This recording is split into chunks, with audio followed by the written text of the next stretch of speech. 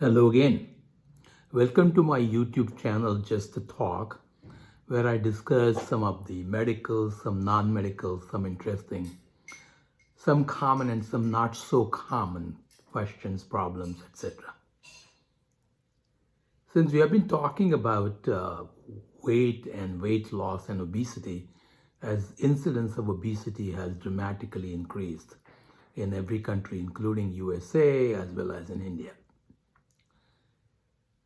For the first time in last several decades, the rate of obesity or overweight has gone down in US, probably related to use of GLP-1. But I have come across many people that in spite of using the GLP-1 drugs have not lost weight. And in the past, we used to talk about the same thing. We used to talk about exercise and diet. What you take in minus what you expend is equal to your body weight. So kind of people who were obese were associated with some kind of guilt. You don't have a willpower to do the dieting or cut the calories, or you don't have enough exercise, etc. What we have realized over a period of last several years that it is not that simple. And so I'm going to talk today about why people don't lose weight in spite of controlling the diet or controlling the intake and doing the exercise or spending the money, spending rather the calories. Something similar to bank balance. You make money, you spend money, the difference is your bank balance. So there are several reasons why people, in spite of doing exercise and controlling the intake, don't lose weight. Sometimes people lose weight and then they stop losing weight. So let me take a couple of these things as an example and explanation. Hope you like it and will subscribe to it. So let's take a person who is, say, weighs 280 pounds. And now he has lost 30 pounds, 40 pounds with exercise, diet, etc. And he gets stuck at 240 or 250.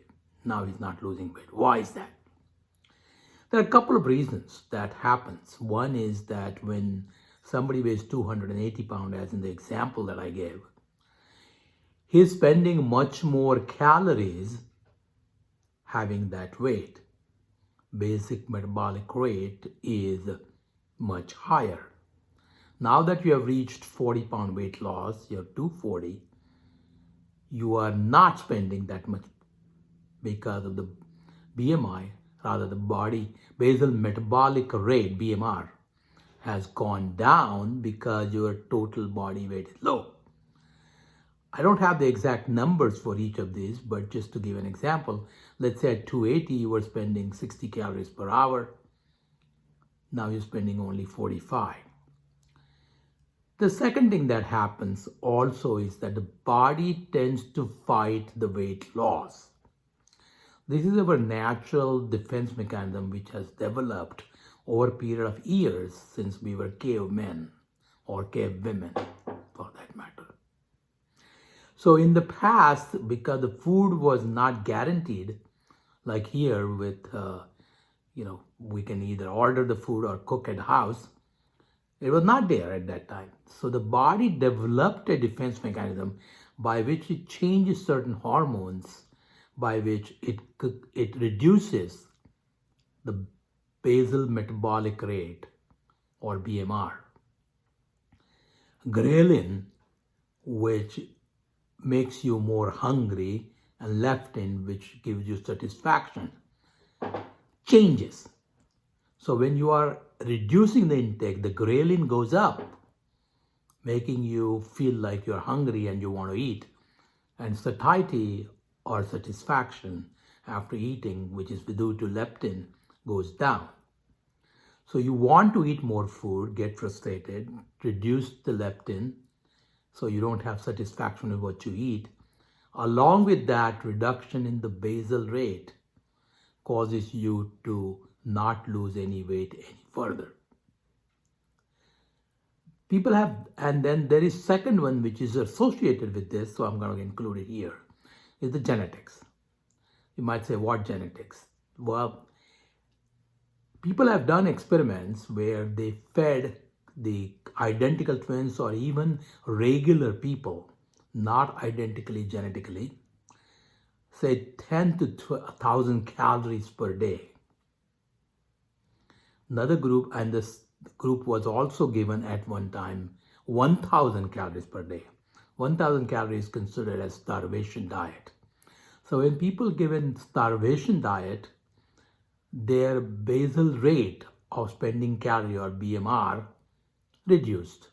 When they were given 10,000 calorie diet, their basal metabolic rate or spending calories went up. Interestingly enough, when they saw and compared obese people with skinny people, they noted that obese people did not increase their basal metabolic rate as much as the skinny people did when they were fed extra calories like 10,000 calories. So that was one of the causes why obese people continue to be obese. On the other hand, the obese people reduced their expenditure dramatically when they were put on a starvation diet compared to the skinny people who did reduce the BMR, but not as much as fat people. So on both ends, the obese people, genetically or for whatever reason, did not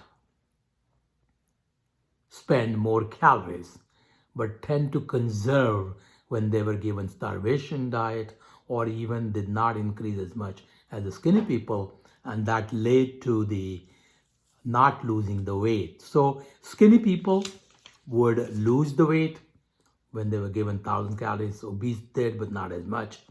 They would not gain the weight as much as fat people when they were given excess calories. So this is genetics. The third thing is, even though we talk about eating calories, calories are not same. You mean, what do you mean? Well, the calories that you get from the cakes and the soft drinks with corn syrup and candies and chocolate chip cookies are not proteins. And the proteins will not allow you to gain as much weight as pure sugars or carbohydrate, even though calories are similar. So when you mix something like broccoli and spinach and legumes have protein, or chicken or meat, you will not gain as much weight as you would gain if same calories come from the cokes and candies and cakes and chocolate chip cookies, that kind of food. So type of food that you consume also matters when you are not, or when you are trying to lose weight or cut down the calories. There's one more factor, which is amount of fat or percentage fat in your body, and also amount of muscle mass in your body. If you take two people weighing, say, 200 pounds, one guy has 18% body fat, the other one has 35% body fat. Both are put on same calorie diet. The person who has 18% body fat will not gain weight if it is high calorie diet, while 35% body fat will gain the weight.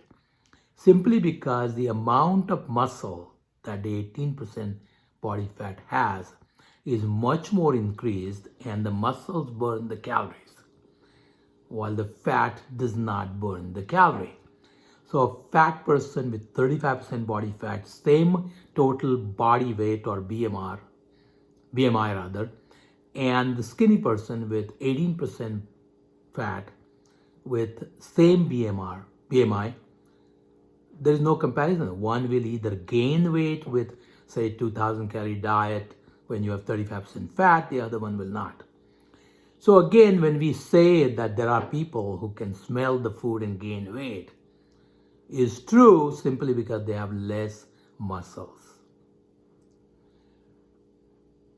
Because of the limitation of the time, I'm going to cut short, but important factor is when you lose weight, you lose the basic rate goes down. Number one. Number two, your body genetically conserves calories and does not want to reduce weight, so it changes his hormone ghrelin and leptin, and that changes the weight loss formula. The body percentage fat versus muscle also changes whether you lose weight or not, and type of food that you eat will also cause the same difference. Protein will not, sugary food will cause weight gain or would not have effective weight loss. So what do you do? How do you do it? So it's very simple solution. Reverse what I just said. Eat more proteins, eat more legumes, chicken, meat, broccoli, leafy vegetables, some fruits like avocado, blueberries, that will help you. And avoid processed food, eat more quinoa or unprocessed wheat. And last but not the least is if you are doing exercise, carry a backpack with an added weight to it, so that even though you are exercising with 200-pound weight of your body, now you are exercising with 220 pounds of weight, spending more calories, developing muscles with exercise, and that will help you to lose weight and get over that curve of not losing weight in spite of you feeling that you're controlling diet and exercising. I hope this helps. Thank you for watching. If you like, please subscribe. Have a nice day.